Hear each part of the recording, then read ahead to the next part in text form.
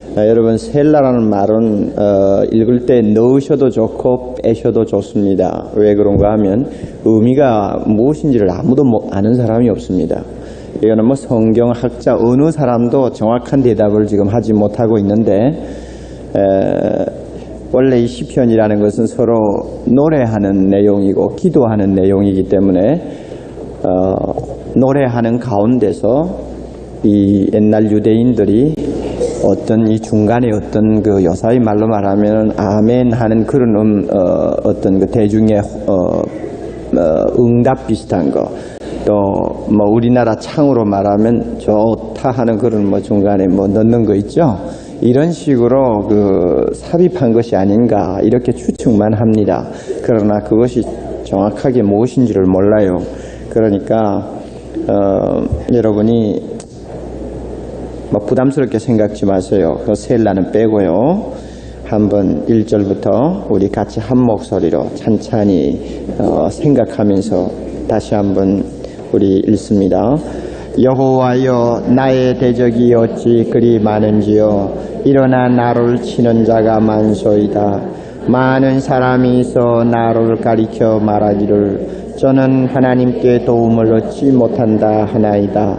여호와여, 주는 나의 방패시요 나의 영광이시요 나의 머리를 드시는 자니이다. 내가 나의 목소리로 여호와께 부르짖으니 그 성산에서 응답하시는도다.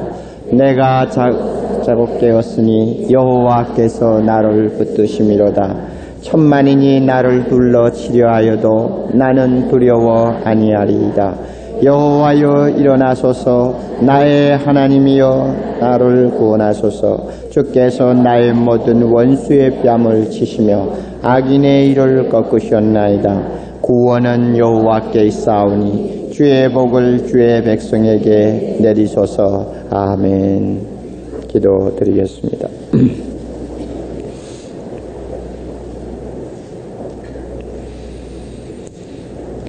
거룩하신 하나님이시여,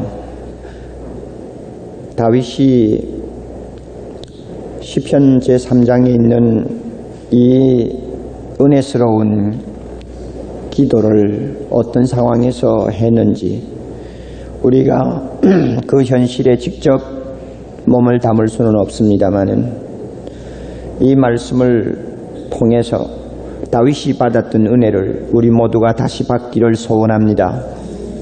주여, 다윗은 수천 년 전에 왔다가 간 사람이지만 수천 년 후에 우리가 사는 우리의 입장도 다윗의 입장과 전혀 차이가 없는 것을 주는 알고 계시나이다. 주여, 우리를 도우시옵소서. 우리를 이 말씀을 통해 다시 강하게 세우시고 믿음의 사람 되게 하시고 다윗처럼 하나님과 떼어놓을 수 없는 관계에서 이 세상을 살아가는 사람이 되게 하옵소서. 하나님이여, 날씨가 추워짐에 따라서 우리의 영혼도 위축되기 쉽사오니 주여 힘을 주시고 능력을 주시고 하늘의 놀라운 불을 우리에게 부어주셔서 우리의 심령이 뜨겁게 이 모든 여건을 이길 수 있는 축복 주시옵소서. 미천한 것을 감추어 주시고 오직 성령께서 주신 말씀을 통해 직접 모든 영혼에게 부어주시기를 바라옵고 예수님 이름으로 기도드리옵나이다. 아멘. 흔히들 이 제3장 시편을 아침의 시라는 말로 많이 제목을 붙입니다. 아침의 시라고 하는 이유는 아마 5절 때문에 그런 것 같습니다. 내가 누워 자고 깨었으니 여호와께서 나를 붙드심이라. 그래, 깨어나서 이제 하나님 앞에 찬양하고 기도한 시다. 이래서 아침의 시다 이렇게 이름을 붙입니다. 동시에 사장은 저녁의 시다 하는 말로 흔히 이야기를 합니다. 아마 4장 4절의 내용 때문인 것 같습니다. 너희는 떨며 범죄치 말지어다. 자리에 누워 심중에 말하고 잠잠할지어다. 언제 자리에 눕나요? 저녁이죠. 그리고 8절에도 내가 평안히 눕고 자기도 하리니 나를 안전히 구하게 하시는 이는 오직 여호와시니이다. 이래서 사장은 저녁에 자리에 누워서 특별히 하나님께 기도드리고 생각한 시다. 그래서 저녁의 시, 우리 이것은 다음 주일날 생각하겠습니다만 거기에 비해서 3장은 아침에 일어나서 하나님 앞에 드린 찬양이요 기도요 또한 고백이라고 해서 아침에 쉬라고 흔히 말을 합니다. 아마 상당히 의미가 있는 관점이라고 생각합니다. 그런데 이 3장 초두에 보면은 갈로 안에 무엇이라고 들어있는지 여러분이 금방 읽으실 수 있죠. 다윗이 그 아들 압살롬을 피할 때 지은 시라 그랬습니다. 여러분 잠깐 이 역사적인 배경을 제가 말씀을 드리고 이 시를 이해해야 하겠습니다. 다윗이 사울 왕에게 고난을 당하면서 하나님을 붙들고 살 때는 죄를 범한 것이 없었습니다. 그러나 다윗이 모든 역경에서 벗어나자 몸이 평안해지고 정신이 해이해지니까 마귀가 쏘는 화살에 정통으로 맞아서 쓰러졌습니다. 그래서 죄를 범했습니다. 그 죄가 무엇인지 여러분은 다 알고 있습니다. 그 죄를 범한 이후부터 다윗의 가정에는 심심찮게 몹시 어려운 일들이 자주 일어났습니다. 하나님께서 이미 나단이라는 선지자를 통해서 다윗에게 말씀을 했습니다. 너희 집에 칼이 떠나지 아니하리라. 왜 그러냐 하면은 남의 아내를 탈취하기 위해서 충성된 신하를 칼로 죽였기 때문에 너희 집에 칼이 떠나지 아니하리라 그랬습니다. 하나님께서 다윗에게 이와 같이 소위 인과 응보의 원칙을 적용하신 것이 사실이고 이 다윗에게 인과 응보의 원칙을 적용한 것이 모든 신자에게 적용되느냐 하는 문제는 개인마다 다릅니다. 어떤 사람에게는 하나님이 그 원칙을 적용하시는 것도 봅니다. 그러나 어떤 경우에는 적용을 배제하시는 것도 봅니다. 칼기가 공중 폭발했다고 하는 단서가 이미 잡혀가고 있죠. 얼마나 더러운 인간들이니까. 그런데 그런 사람들은 정말로 인과응보가 따라야 된다고 우리는 다 생각합니다. 그래서 한 사람은 벌써 음독자살하고 자기 생명을 스스로 끊는 무서운 결과를 가져왔습니다. 그게 인과응보지요. 세상에서 생명을 끊는 것도 힘든 일이지만 그가 죽고 나서 그 영혼이 하나님 앞에 받을 심판을 생각하면 얼마나 끔찍합니까? 그런데 다윗의 가정에는 하나님께서 철저하게 보응하는 것은 아닙니다만은 가끔 다윗으로 하여금 자기의 죄를 기억하고 하나님 앞에 회개할 수 있고 겸손하게 하기 위해서 왕가에 앉아있는 다윗 집안에 자주자주 피비린내 나는 사건이 일어났습니다. 그 중에 하나가 압살롬의 사건입니다. 가장 무서운 사건이었습니다. 압살롬은 다윗이 낳은 아들 중에서 가장 잘생긴 놈입니다. 머리끝부터 발끝까지 조그만한 티도 하나 없을 만큼 매끈하고 깨끗한 피부를 가진 사람이라고 하니 그는 남자로 태어난 것이 좀 이상할 정도입니다. 얼마나 아름다웠는지 아름다운 남자다. 소위 미남이라는 뜻인지도 모르죠. 그리고 그 머리털이 너무 숱이 많고 그 다음에 옛날 여러분 왕족들의 머리 장식을 아시지 않습니까? 남자나 여자나 별 차이 없이 굉장히 커브를 틀면서 이렇게 뒤에다 누러뜨리고 다니는 그 머리를 여러분이 보시죠? 그런데 그 머리의 중량이 무거울수록 머리털의 중량이 무겁고 윤기가 날수록 인기를 얻는 것이 그 당시의 상황이었습니다. 압살롬은 탁월했습니다. 그 머리털이 너무 탐스러웠다고 했습니다. 자연히 꼴이 잘생겨 놓으니까 못된 생각을 할 수도 있는 것이죠. 이것이 이제 사람입니다. 꼴이 못생겼으면 자신이 없으니까 생각도 깨끗할 때가 있는데 잘생겨 놓으면 못된 생각을 좀 합니다. 그래서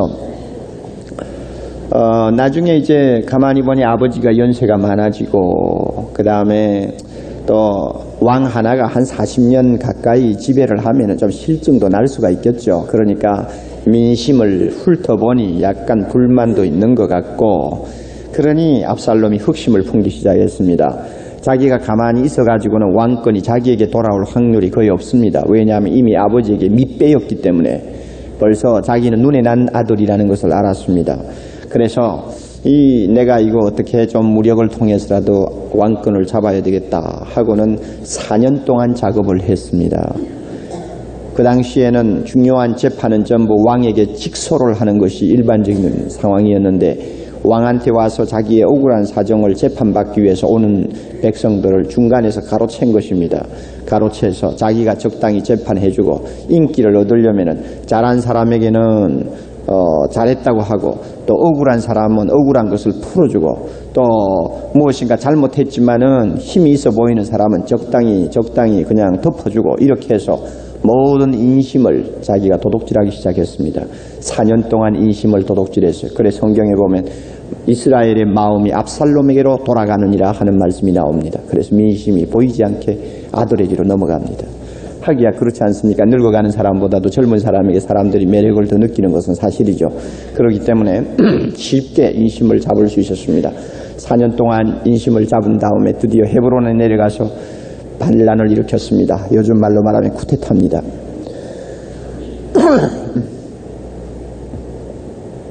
쿠데타를 일으켰다는 소식을 다윗 왕이 듣자마자 나중에 우리가 좀 검토를 해보겠습니다만 얼마나 다윗이 당황을 했는지 신발도 제대로 못 신고 도망을 쳤습니다. 아들인데도 참 권력이라는 것은 더러운 거예요. 항상 권력에 대해서 반기를 드는 것은 먼 데서 들지 않아요. 어디서 듭니까? 공정궁에서 들죠. 항상 가까운 데서 들고 일어나는 것입니다. 그럼 먼 데서 쳐들어 올라오는 거 얼마나 힘듭니까? 그러니까 제일 가까운데 목을 지키는 사람, 칼을 맡겨놓은 사람에게서 문제가 일어나는 것이 사실입니다. 그 당시에 왕가를 보면 흔히 임금의 모든 안전을 지키는 사람들은 왕의 아들들이 아닙니까? 그리고 왕의 가장 가까운 친구들 아닙니까? 그런데 이 친구들 왕의 아들이 반기를 들었다면 그러면 볼 것 다 봤죠. 얼마나 황급했는지 그냥 정신없이 도망갔습니다. 그래서 나중에 약 10일 천한지 한 달 천한지 압살롬에게 모든 정권이 넘어갑니다. 그래서 압살롬이 지배를 하는 것 같았는데 나중에 하나님께서 다윗의 울부짖는 기도, 바로 오늘 3장에 나오는 이 기도 들으시고 그 배은망덕하고 그 불효자식인 압살롬의 모든 죄를 하나님께서 갚아서 나중에는 그 자기가 자랑하던 머리털이 나무에 걸려서 나무에 대롱대롱 달린 것을 그 요압이 보고 창으로 찔러서 그의 마지막을 고하게 하는 이제 비극으로 쿠데타는 끝이 나버립니다. 그런데 이렇게 아들에게 쫓겨서 그야말로 풍전등화와 같은 위기에 처했을 때 다윗이 하나님 앞에 어떻게 했느냐를 기록한 것이 시편 3편이다 하는 이야기입니다. 여러분이 배경을 아시면 왜 이렇게 말을 했느냐 하는 것을 금방 알 수 있을 것입니다. 우선 이 3편은 어떤 학자는 단원을 4개를 나누는 학자도 있고 어떤 학자는 3단원으로 나누는데 너무 복잡하면 좀 따라가기가 어려우니까 우리는 3단원으로 일단 한번 나누고 정리를 하는 것이 좋습니다. 1절부터 2절까지는 여러분 무슨 내용 같습니까? 다윗의 탄식이죠. 그렇죠? 또 다른 말로 말하면 다윗이 직면하는 현실의 문제지요. 오 하나님이여 나의 대적이 어찌 이렇게 많습니까? 온 사방에 나를 치는 자들 뿐입니다. 그 다음에 2절에 가서는 많은 사람들이 나를 보고 이제는 하나님이 다윗을 버렸어. 이제 다윗은 이제는 끝장이야. 하나님으로부터 도움을 받을 수가 없어 하고는 절망적인 견해를 갖고 있다는 사실을 다윗이 듣고 그 말을 그대로 하나님 앞에 고합니다. 하나님이여 나는 하나님께 도움을 얻지 못한다고 많은 사람들이 말하고 있나이다 하고 지금 2절에서 이야기를 하고 있습니다. 그 상황이 얼마나 절박한지 우리가 알 수 있지 않습니까? 자, 잠깐 우리 사무엘 하 15장으로 넘어갑시다. 시편은 항상 사이에 종이를 끼워 놓으세요. 금방 넘어오고 금방 또 참고할 수 있도록 끼워 놓고 사무엘 하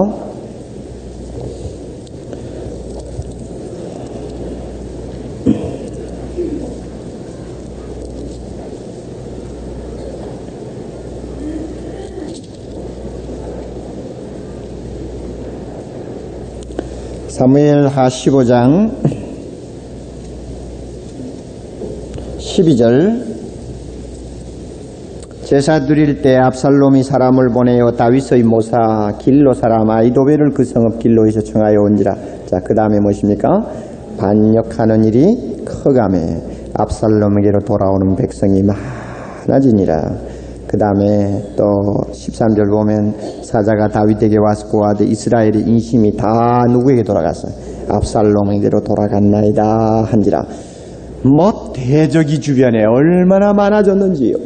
동서남북 전부 다 돌아보아도 전부 다윗을 대적하는 원수들 뿐이라는 강압감을 가졌습니다. 얼마나 위기입니까? 그렇죠. 그래서 1절에 말씀이 나온 것입니다. 나의 대적이 어떻게 이리 많은지요. 그 다음에 2절에 가서는 모든 사람이 이제는 하나님이 다윗을 버렸다고 말을 했다고 했죠. 그 말과 좀 관계되는 것을 잠깐 볼까요? 16장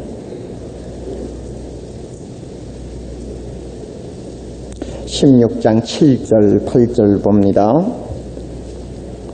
시므이라는 사람이 나옵니다. 다윗이 이제는 아들에게 쫓겨가지고 맨발로 도망을 가니까 야 이때다 하고는 과거의 사울 왕의 후손인 시므이가 나와가지고 이제는 원수 갚음을 하는 것입니다. 사울 왕이 사실 다윗 때문에 저주를 받고 망했지 않습니까? 그러니 한이 어디까지 찬 사람입니다.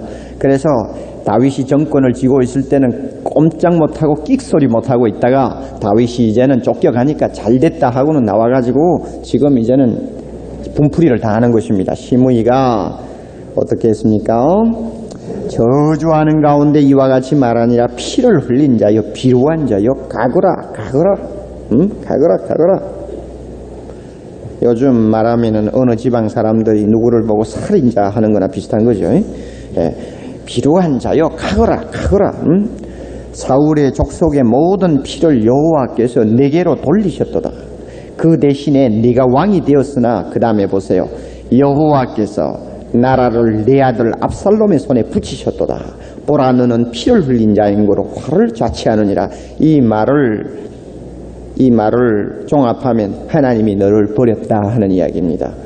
그래서 결국은 다윗이 가만히 들으니 자기의 모든 대적들이 다윗을 보고 무엇이라고 하느냐 하면 이제는 하나님이 저 왕을 버렸어. 과거의 다윗이 아니야. 이제는 버림받은 왕이야 하고 이제 희망이 끊어졌다고 말을 하는 것입니다. 이와 같은 우리 역사적인 배경을 잠깐 보면 1절 2절의 이 심정을 알 수가 있을 것 같습니다. 여러분도 이런 입장을 한번 당해보셨는지 모르겠습니다. 예수를 잘 믿는 사람이 마치 하나님으로부터 버림을 받은 것 같이 보이고 어떤 면에는 그렇게 기도 많이 하고 그렇게 하나님의 뜻대로 살려고 하는 사람이 마치 하나님 앞에 저주받은 것 같이 보이는 그 상황만큼 답답하고 고통스러운 일이 또 있습니까?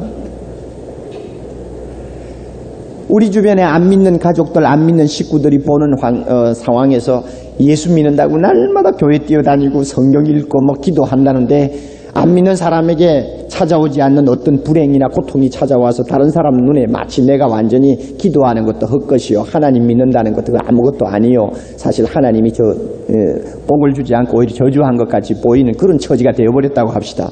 여러분 얼마나 답답합니까? 답답해요 안 해요? 그것만큼 괴로운 것이 없을 거예요. 그것만큼 답답한 일이 없어요. 다윗이 바로 그런 상황에 빠진 것입니다. 다윗의 심정이 터질 것 같죠.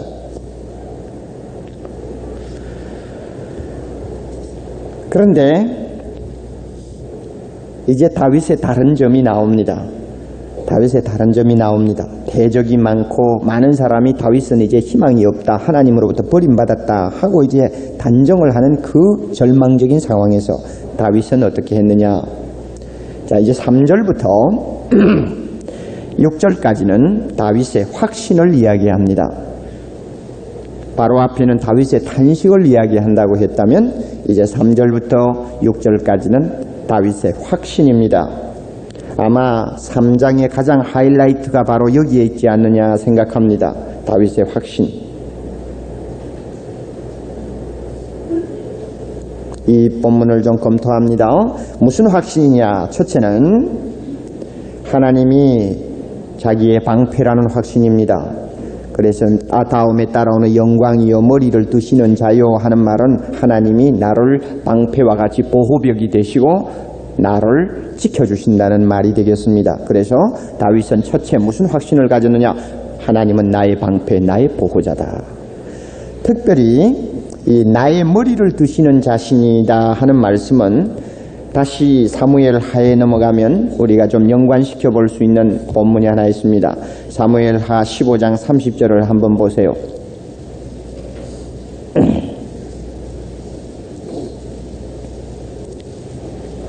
15장 30절. 다윗이 이제 쫓겨갑니다. 그럴 때 다윗이 감람산 길로 올라갈 때에 뭐라고 했습니까? 머리를 가리우고 너무 부끄러우니까 그 다음에 뭐요? 맨발로 울며 행하고 저와 함께 가는 백성들도 각각 그 머리를 가리우고 울며 올라가니라. 얼마나 초라합니까? 아들에게 쫓겨서 도망가는 아버지의 모습도 참 초라하지만은 임금이 신발도 못 신고 지금 쫓겨가는 모습이 뭐 부끄럽기 짝이 없죠. 그러니까 얼굴을 가리고 고개를 푹 숙이고 도망가는 것입니다. 요즘에 무슨 잘못한 일이 있어가지고 경찰에 끌려가는 사람들이 카메라 피하려고 어떻게 합니까? 뒤집어 쓰고 막 이래가지고 부끄러운 거예요. 막 제발 좀 얼굴 많은 소문 내지 말아달라고 그래가 뒤집어 쓰고 이렇게 가는 거나 똑같아요. 얼마나 부끄럽습니까? 한 집안 일이니까 더 부끄럽고 백성 앞에도 더 초라하고 또 너무너무 급해가지고 신발까지 못 신고 도망가는 그 모습이 얼마나 초라해요. 옛날에 골리앗을 죽이던 다윗은 어디를 갔는지 참 너무 초라하니까 이래가지고 갔단 말이에요. 그런데 다윗은 그렇게 가면서 그는 무엇이라고 확신을 하고 고백을 하느냐 하면 하나님은 언젠가 이렇게 고개 들지 못하는 나의 머리를 어떻게 한다고 다시 들게 해주실 것이다. 참 대단한 믿음이죠. 대단한 믿음입니다.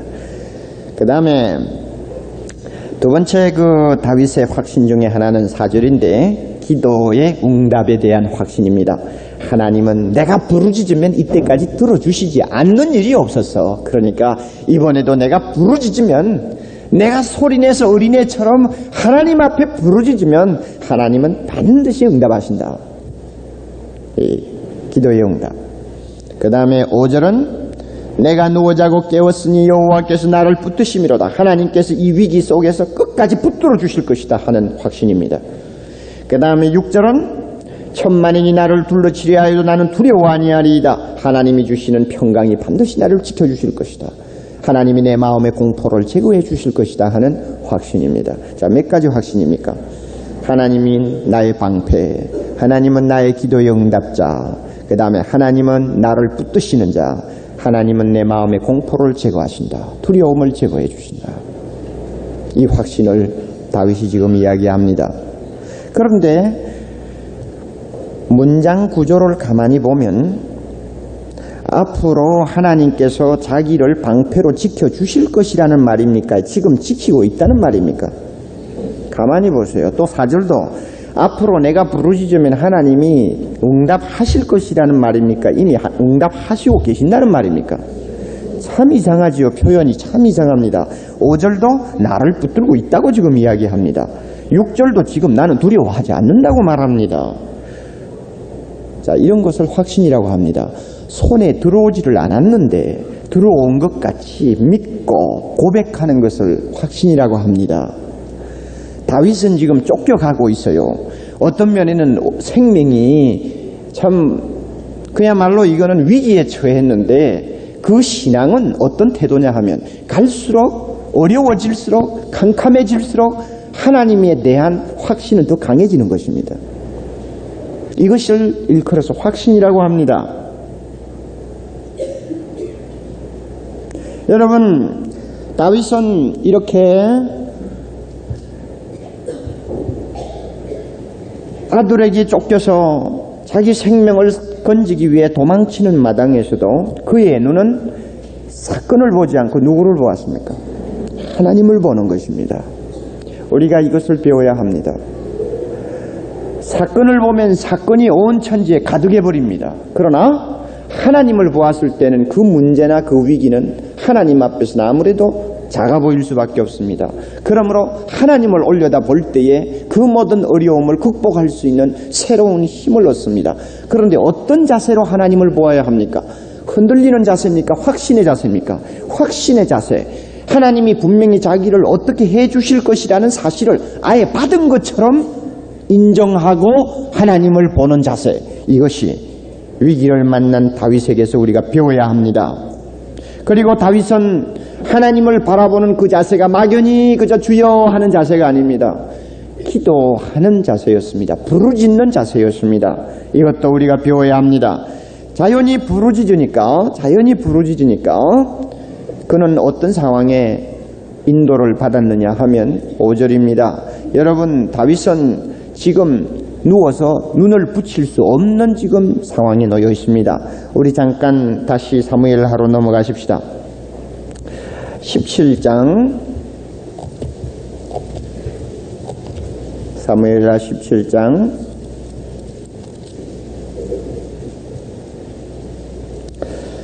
17장인데 바로 그 앞에 16장 23절 봅니다. 다윗의 신복 가운데서 소위 이 브레인이라고 할 수 있는 이 모든 계획과 모략을 짜고 전략을 짜는 브레인 중에 브레인이 누구냐면 아히도벨입니다. 그런데 이 아히도벨이 무엇이 마음에 불만이 있었는지 그만 압살롬 편으로 붙어버렸습니다.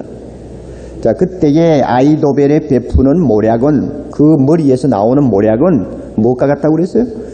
하나님께 물어서 받은 계시의 말씀과 일관이라. 하나도 틀리는 게 없다는 이야기입니다. 그 사람 계획을 세워서 그대로 하면은 안 되는 일이 없을 만큼 정확했다는 이야기입니다. 이와 같이 중요한 브레인은 이거 생명 아닙니까? 다윗에게 이와 같은 모략을 베풀 수 있는 충신이 있었는데 어떻게 된 판인지 압살롬에게 붙어버렸어요. 그래가지고 이 압살롬이 드디어 머리를 썼습니다. 자, 17장 1절. 아히도벨이 머리를 써서 이제 압살롬에게 이야기합니다. 이제 나로 하여금 사람 군사 얼마요? 12,000명을 택해서 주십시오. 오늘 밤에 내가 일어나서 다윗의 뒤를 따라 저가 고나고 약할 때 엄습하여 저를 무섭게 한즉 저와 함께 있는 모든 백성이 도망하리니 내가 다윗 왕만 죽이고 그 모든 백성으로 왕께 돌아오게 하리니 무리에 돌아오기는 왕에 찾는 이 사람에게 달렸습니다. 그리하면 모든 백성이 평안하리이다. 이것이 아히도벨이 압살롬에게 제시한 모략입니다. 그런데 다윗 왕이 지금 신발도 신지 못하고 지금 맨발로 도망을 갔는데 그날 밤이야말로 다윗에게는 위기지요. 얼마나 지치고 피곤하고 안절부절하고 이러겠어요. 또 하루 종일 도망갔다고 해봐야 걸어서 갔는데 얼마나 갔겠어. 그러니까 아히도벨은 지금 이야기가 뭐냐 하면 지금 군사 얼마? 12,000명만 나에게 주면 금방 추격해가서 저녁에 지금 잠도 못 자고 피곤해서 어쩔 줄을 모르고 있는 다윗 왕 그거 뭐 죽이고 백성들 흩어버리는 것은 문제가 아닙니다. 나에게 그렇게 허락을 해 주십시오 했단 말입니다. 얼마나 그날 밤이 무서운 위기에 지금 처해 있었다는 것을 알 수 있지 않습니까?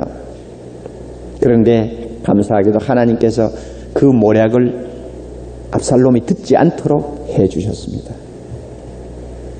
그리고 스파이를 시켜서 다윗에게 연락을 했습니다. 16절을 보세요. 이제 너희는 빨리 사람을 보내어 다윗에게 고하기를 오늘 밤에 광야 나루토에서 자지 마시오. 그리고 아무쪼록 밤을 새더라도 그 광야 나루토를 건너가소서. 혹시 왕과 그 쫓는 자들이 몰사할까 하노라. 그날 밤이 참 위기였다는 것을 우리는 알 수 있습니다. 그런데 다윗은 그날 밤에 어떻게 했습니까? 다시 시편으로 돌아옵니다. 3장 5절에 내가 누워 자고 깨었으니 여호와께서 나를 붙드심이로다. 다윗이 어려움 속에서도 확신을 갖고 하나님께 기도했더니 하나님께서 그 마음에 평안을 주셨는데 어떤 평안을 주셨습니까? 죽을지도 모르는 그 밤에 평안히 눈 붙이고 잘 수 있는 평안을 주셨어요. 그리고 단잠을 자고 일어나 보니 지난밤에 하나님이 나를 붙들어 주셨구나 하는 확신이 생긴 것입니다. 잠을 잘 수 없는 밤에 잠을 자게 하시는 하나님, 다윗이 체험한 것입니다. 그리고 또 보면은 6절에 천만인이 나를 둘러치려 하여도 하는 말이죠. 이 말하고 1절하고 여러분 대조해 보세요. 1절은 여호와여 나의 대적이 어찌 그리 많은지요. 일어나 나를 치는 자가 많소이다. 아직도 이 대적은 행동을 직접 또 피부에 닿게 다윗을 향해서 지금 움직이지 않습니다. 그런데 6절은 다윗을 포위하고 있는 무리들로 군대로 바뀌는 것을 그가 봅니다. 천만인이 나를 둘러치려 하여도 모든 대적들이 이제 자기를 죽이려고 상황은 더 위급해지고 더 급박해지는데 마음은 이상하게 더 태평스러워 간다 그 말입니다. 다윗이 체험한 것입니다. 여러분 이와 같이 두 번째 단원인 이 확신이야말로 다윗이 위대하다는 것을 우리에게 나타내는 것입니다. 다시 여러분 정리하세요. 다윗이 어떤 환경에서 확신을 가졌습니까? 자, 상황은 점점 더 어려워가는데도 확신을 가졌다. 또 둘째는 모든 사람이 다윗은 이제 희망이 끊어지고 하나님으로부터 버림받았다고 하는 견해를 갖고 있는데 그 말을 들으면서도 확신은 흔들리지 않았다 하는 사실입니다. 그러므로 여러분 기억하십시오.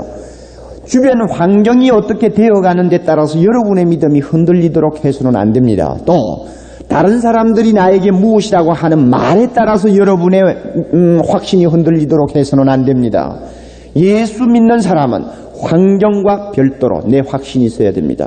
예수 믿는 사람은 주변의 사람들이 하는 말이나 견해와는 별도로 나만이 갖는 확신이 있어야 합니다. 이거 다윗이 우리에게 주는 교훈입니다. 여러분에게 이와 같은 확신이 있는지 스스로 물어보세요. 우리는 환경이 얼마나 좌우를 많이 당합니까? 옆에 사람이 말 한마디 하는데 얼마나 많이 흔들립니까? 다윗은 그렇지를 않았습니다.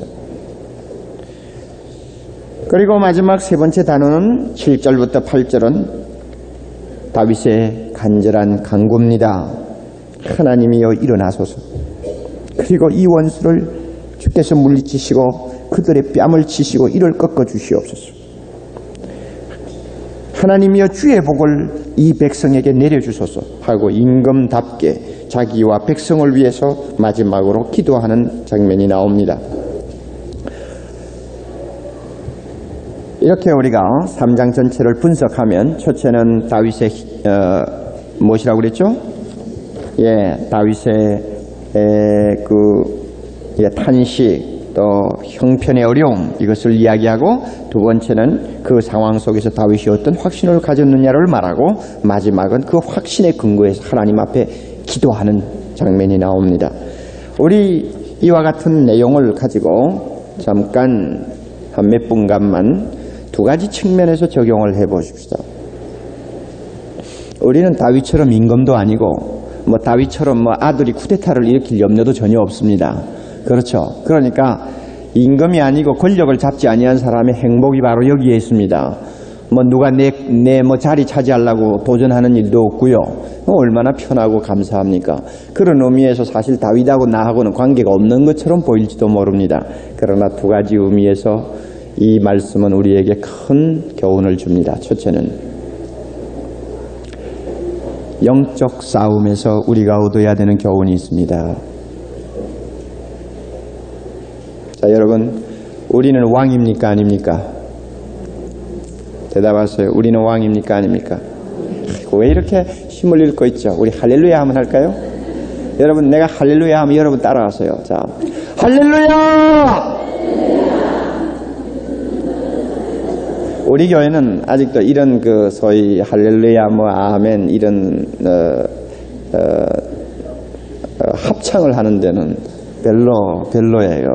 그런데 가끔 가다가 참 마음이 답답할 때는 하나님을 향해서 주여 영광을 받으시옵소서 하는 주의 이름이 영광을 받으시옵소서 하는 이 할렐루야는 참 아름다운 것입니다. 내가 할렐루야 하면 여러분도 할렐루야 한번 해보세요. 할렐루야! 손 들고 한번 해봐요. 할렐루야! 할렐루야! 할렐루야! 할렐루야! 할렐루야! 아멘! 아이, 잘하시네 아주. 자, 여러분, 우리가 왕입니까? 아닙니까?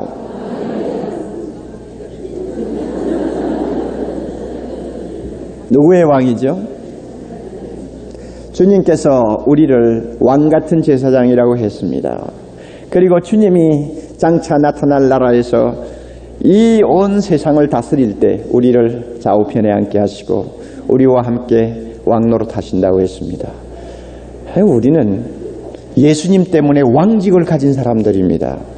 그러므로 이 세상에 사는 동안 우리 주변에는 우리의 이 영광스러운 신분과 우리의 자리를 질투하고 시기해서 달려드는 원수와 대적들이 너무 많은 것을 여러분이 아셔야 됩니다.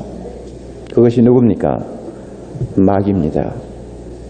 사단의 역사입니다. 마귀와 사탄의 지배를 받는 이 세상 모든 사람들이 어떤 때는 나에게 영적 원수가 됩니다.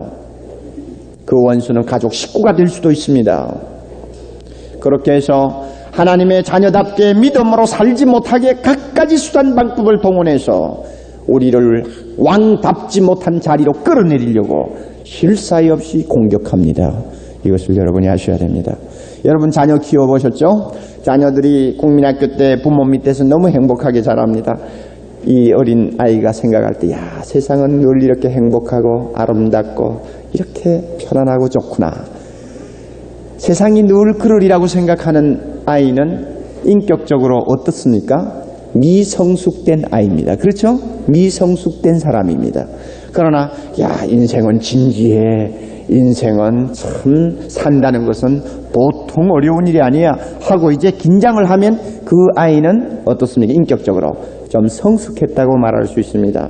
신앙생활에도 마찬가지입니다. 어떤 사람은 예수 믿고 하나님의 뜻대로 살면 날마다 행복하고 이렇게 마음이 기쁘고 그저 주님께서 축복해 주시고 할렐루야 하면 뭐 항상 이런, 여러분 항상 이런 식으로 생각하는 사람은 아직 국민학교 학생이 어린아이입니다. 신앙적으로 아직 어려요.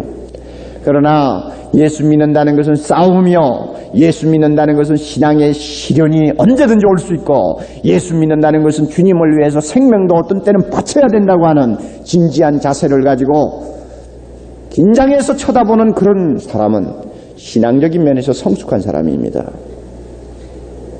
많은 신자들이 영적 싸움에서 실패하는 이유가 뭐냐면 항상 예수 믿으면 복이나 받고 기쁨이 충만하고 그래서 날마다 그저 평안할 줄만 알다가 당한다고요. 우리 주변에는 얼마나 적이 많은지 모릅니다. 여러분 밤에 누워서 조용히 베개맡에서 잠이 오지 않아 이리 뒤척 저리 뒤척 할 때 여러분 베개맡에 성령이 더 가까이 계십니까? 마귀가 더 가까이 계십니까? 한 말씀 해보세요. 복잡하군요. 누가 더 가까이 와서 속삭입니까? 얼마나 더러운 것들이 많이 왔다 갔다 합니까? 예? 한동안 사람 정신없이 만들죠. 그러다가 주여 감사합니다 하면 그만 깜짝깜짝 놀래가 다 도망가 버리죠. 아멘. 모르고만 하지요. 그러니까 여러분 주변에 이 원수가 얼마나 많고 얼마나 여러분을 포위하고 지금 목을 조여버릴 보려고 애를 쓰는지 모릅니다. 그리고 어떤 때는 야, 너 꼴 틀렸어. 하나님이 너 같은 사람 뭐 대단하게 생각지 않아? 하고는 다윗을 보고 빙정거리던 사람처럼 마치 하나님으로부터 버림받은 것 같은 고통을 당할 때도 있지 않습니까? 그렇죠? 이거 다 시험이란 말이에요. 이와 같은 영적 싸움에서 우리가 이기려면 어떻게 해야 되느냐? 다윗처럼 해야 합니다. 첫째는 따라하세요. 아침에 무슨 뜻입니까? 이건 무슨 시라고요? 언제 시라고요? 아침에 시. 무엇이 영적 싸움에서 이기려면 어떻게 해야 됩니까? 아침에가 중요합니다. 아침에가 무슨 뜻이요? 전쟁을 하려면 그날 이제 첫 시간부터 시작인데 언제 단단히 준비를 해야 이깁니까? 아침에 단단히 준비해야 이깁니다. 하루 종일 얻어맞고 터진 다음에 저녁에 와서 주여 하고 앉아있는 사람은 그건 뭐 폐잔병이지 뭐요.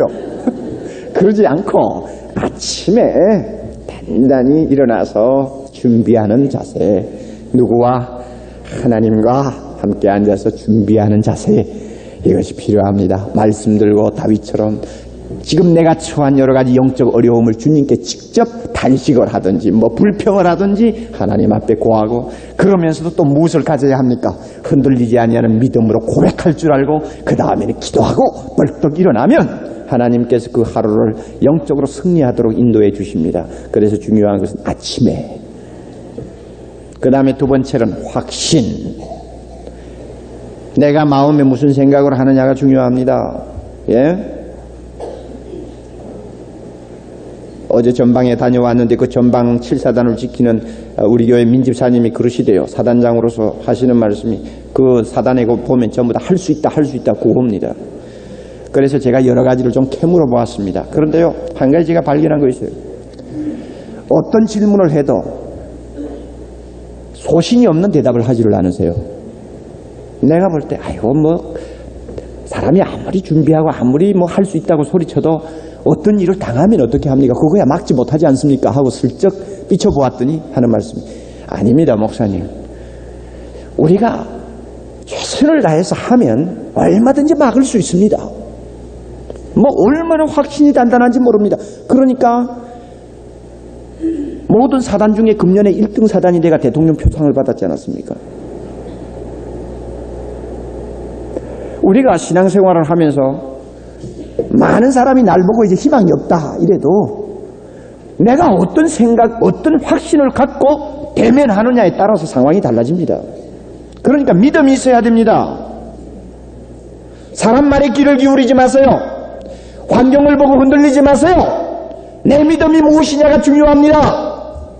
내 믿음이 말씀을 통해 다윗처럼 얼마만큼 확신을 갖고 있느냐가 중요합니다. 하나님이 이 확신 보고 우리에게 응답하실 때가 많이 있습니다. 그리고 아침에 확신을 갖고 확신을 가지려면 무엇을 보아야 합니까? 말씀을 읽어야죠. 말씀을 통해 확신을 얻지 뭐 가만히 눈 감고 확신 오나? 말씀을 통해 확신 얻어야죠. 그 다음에 뭐 해요? 마지막으로 기도해야 됩니다. 그렇게 하고 하루 시작하면 아무리 영적 싸움이 힘이 들어도 우리는 이겨요. 예, 영적 싸움에서 이 말씀 적용해요. 그 다음에 또 간단하게 한 가지 더.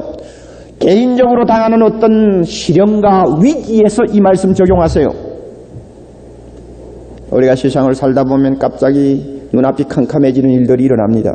건강이 갑자기 악화되는 때도 옵니다. 잘 되던 일들이 갑자기 하루아침에 뒤집어지는 일도 옵니다. 생각지도 않는 상황에서 여러분 어떤 가정에 우환이 옵니다. 여러분 이번에 바그다드에서 출발한 우리 사랑하는 형제들 생각해 보세요. 2년 3년 그냥 뼈 아프게 버려가지고 이제는 집으로 돌아오는 시간 아닙니까?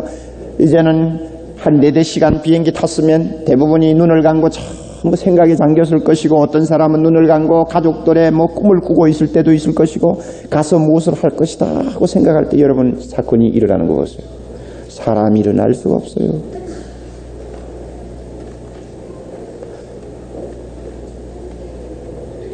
우리에게는 이와 같은 불행, 감당할 수 없는 위기가 올 수가 있습니다. 다윗에게 갑자기 아들로부터 이와 같은 무서운 일이 일어나는 것처럼 일어날 수가 있는 것입니다. 그럴 때 우리는 어떻게 할 것이냐?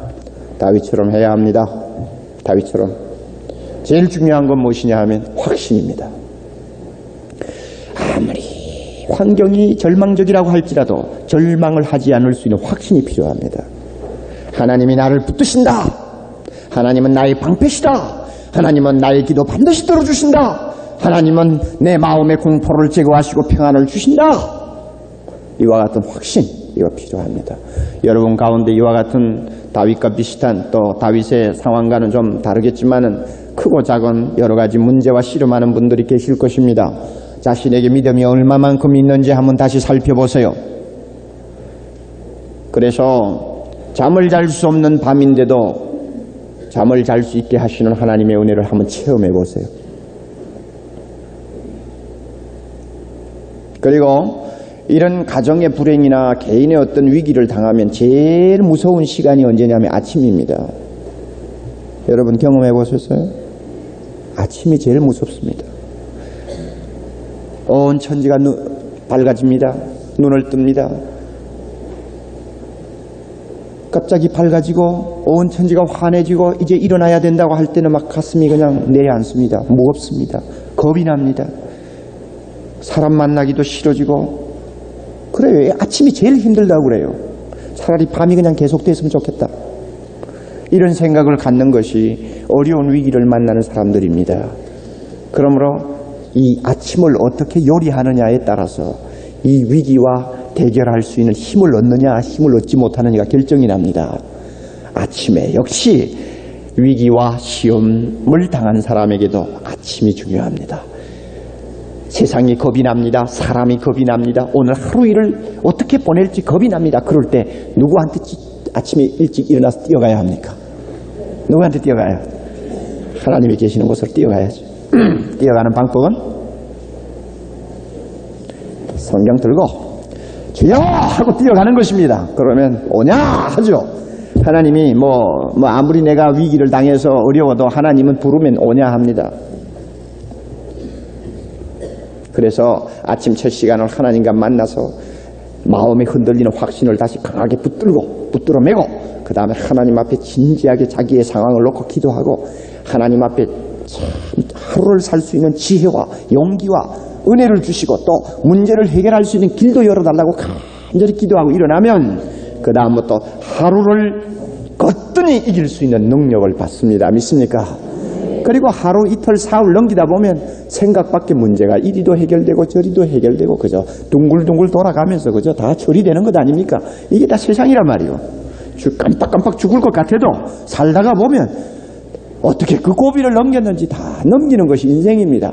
그래서 예수 안 믿는 사람은 그걸 보고 행운이 온다 여행이다 하지만 아니요. 예수 믿는 사람은 하나님께서 그렇게 둥글둥글 넘어가면서 문제 해결을 다 해주시는 것입니다. 그래서 문제가 해결된 다음에 한 1, 2년 지나서 돌이켜보면 괜히 걱정할 건 너무 걱정한 게 너무 많잖아요. 그렇죠? 걱정 안 해도 다 해결될 문제인데 얼마나 걱정을 많이 했습니까? 그거 다 믿음이 없어 그런 거예요. 그러니까 아침에 확신을 갖고 다윗처럼 처리하면 위기와 문제 앞에서도 우리는 승리하고 이길 수 있다는 사실을 마음속에 꼭 명심하시기를 바랍니다. 집에 가서 3장에 있는 내용 가운데서 특별히 마음에 들어오는 내용은 여러분이 외우세요. 외우셔서 잠을 잘 때도 한번 외워보시고 그 다음에 길을 걸어가면서도 또 한번 외워보시고 그러면서 이 말씀이 내 안에서 능력이 되어 역사할 수 있도록 여러분 힘쓰시면 하나님께서 이 말씀을 가지고 여러분에게 큰 축복을 주시리라고 믿습니다. 다 같이 기도하십시다.